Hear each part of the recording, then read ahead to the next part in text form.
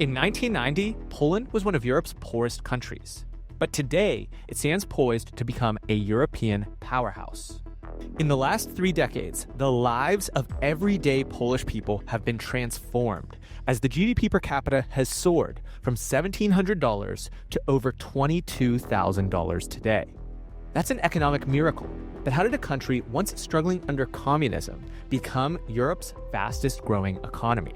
The answer sets Poland up for unprecedented success in the 2030s. And Poland's rise comes at an interesting time for Europe because its historic rivals are growing weaker. Germany, long Europe's economic engine, faces a looming demographic and energy crisis.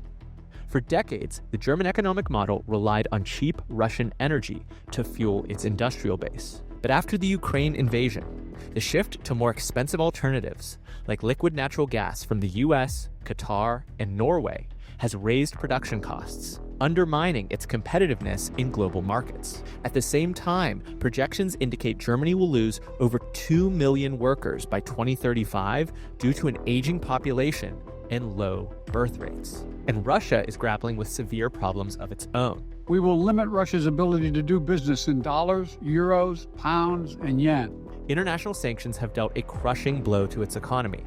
Russia's global trade and finance capabilities have been severely restricted. Compounding these issues, Russia faces its own demographic crisis with high mortality rates and low births.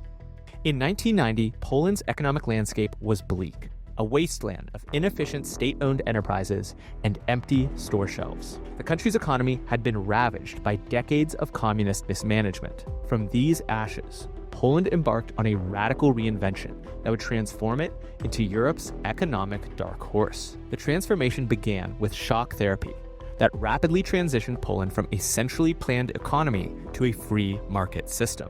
Price controls were removed, subsidies were slashed, and budgets were balanced. Initially, this caused skyrocketing unemployment and collapsed state-owned enterprises, but it paved the way for a new economic order. And as Poland navigated this economic metamorphosis, it faced the 2008 financial crisis. Remarkably, it emerged as the only major European economy to avoid recession during this period.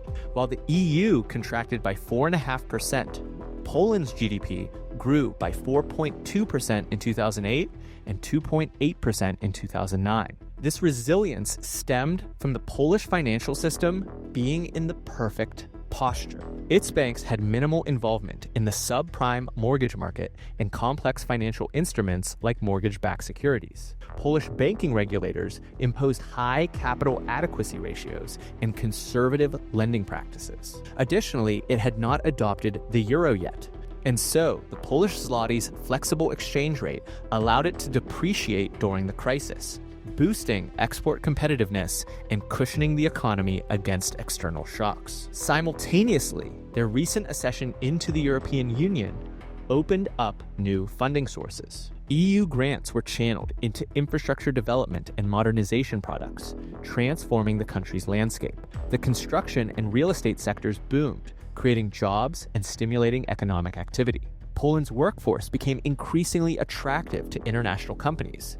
The country emerged as a key destination for global service centers, with major corporations setting up operations to leverage the skilled labor force at competitive costs. And for 3 consecutive decades, foreign direct investment surged. Poland's GDP per capita skyrocketed from $1,700 in 1990 to over $15,000 by 2020, representing an average annual growth rate of nearly 4%.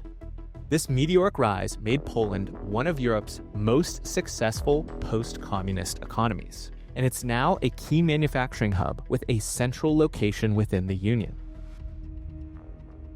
For most of its history, Poland has been squished between German and Russian empires. But now, at the crossroads of Eastern and Western Europe, Poland has become a crucial transit hub, facilitating the movement of goods and sitting at the center of Europe's automotive and electronics supply chains. The Polish ports of Gdansk and Gdynia have experienced remarkable expansion, with container throughput at Gdansk more than doubling since 2010. This has been supported by investments through China's Belt and Road Initiative. Now that causes some red flags within NATO, but Chinese ownership is more limited than in other ports like Piraeus in Greece. Polish leaders are cautious about getting into bed with the CCP because they're allies with Poland's #1 security threat, Russia. While other European powers struggle with energy dependency, Poland is executing an energy independence strategy that strengthens its geopolitical position and economic resilience. The cornerstone of Poland's energy revolution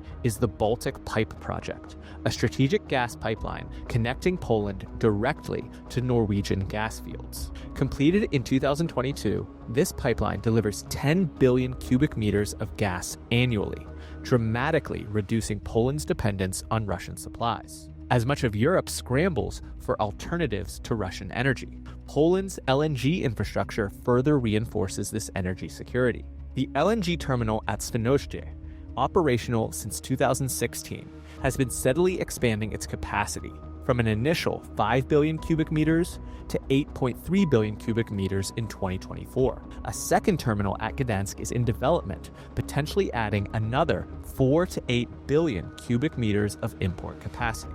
These facilities allow Poland to import gas from global suppliers, including the United States and Qatar, diversifying its energy sources beyond Europe. Gas imports from Russia, which once accounted for over 60% of Poland's supply, are scheduled to be completely eliminated by 2026. Oil dependency is following a similar trajectory, with Polish refiner PKN Orlen already reducing Russian oil imports from 90% in 2013 to approximately 30% today, with plans for complete elimination. Poland is also aggressively pursuing nuclear power development. The government has approved plans for 6 nuclear reactors, with the first unit scheduled to come online by 2033. This nuclear push positions Poland to not only achieve energy independence, but potentially become a net energy exporter to neighboring countries still struggling with Russian dependency. This strategy stands in stark contrast to Germany's approach, which has left Europe's largest economy vulnerable to energy shocks and Russian leverage. While Germany scrambles to replace Russian gas with coal, Poland's foresight has positioned it as a model of energy security in the region. This independence gives Poland more control over its foreign policy and military strategy. Poland's defense spending is set to surpass 4% of GDP, far surpassing the 2% requirement for NATO. It aims to forge a shield for Eastern Europe and reshape the balance of power in the region. By 2035, Poland plans to double its military personnel to over 300,000, creating a modern, well-equipped force capable of defending its interests and contributing to regional security. The Polish military's procurement drive includes orders for 1,000 K2 tanks and 288 Chunmoo artillery rocket launchers from South Korea, along with 96 Apache helicopters, 250 upgraded Abrams tanks, and 48 Patriot air defense missile batteries from the United States. And this massive military expansion is attracting foreign investment, particularly from South Korea. The partnership includes technology transfers, which will enable Poland to manufacture K2 tanks domestically, fostering the growth of its own defense industry. Polish General Wisła Kukula has repeatedly emphasized the need for the country to prepare its forces for a full-scale conflict. Poland's military expansion primarily aims at bolstering defenses along its eastern border with Belarus and Kaliningrad, and this gives Poland a larger seat at the table within NATO and develops its domestic defense industry. As it becomes both a consumer and producer of military technology, it will open up new export markets in the future.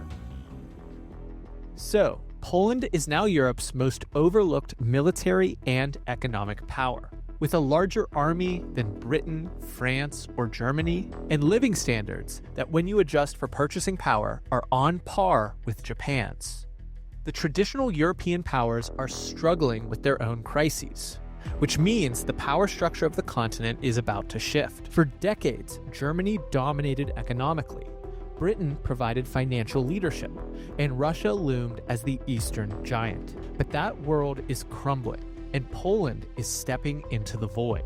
Countries like the Czech Republic, Slovakia, and the Baltics increasingly look to Warsaw, not Berlin, for leadership on regional security and economic coordination. As the United States seeks reliable partners for containing Russian influence, Poland's military buildup and strategic position make it an indispensable ally. China, too, recognizes Poland's economic significance, carefully balancing investment opportunities against NATO's sensitivities. But perhaps most significantly, Poland proves that the European project does not require surrendering national sovereignty over to Brussels. By maintaining control over its energy policy, defense spending, and economic strategy, Poland demonstrates that EU membership and national strength can coexist. The 2030s will be the decade where a country that was wiped off the map 80 years ago becomes the continent's most dynamic force.